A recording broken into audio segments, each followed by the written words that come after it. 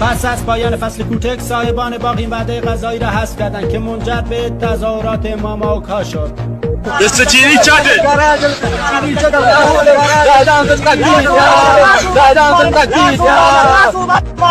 الإمارة العلبية الأنت بلوتونا في الرفنجانون الكاميون بركرتكونا لا طوبانا لا طوبانا أنت في الإمارة. تظاهرات ماماوکا باعث شد تا صاحبان باغ‌ها به آنها صبحانه مقوی بدهند.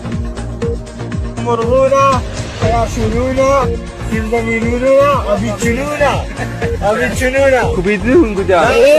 سرکرده ماماها به نام ملنگا در مصاحبه با بامداد نیوز گفتند دکتر بامداد صدای ماماهای مظلوم دنیاست. ماماوکا بعد از تظاهرات در محل یک وطن با صدای قاسموک اجرا کردند.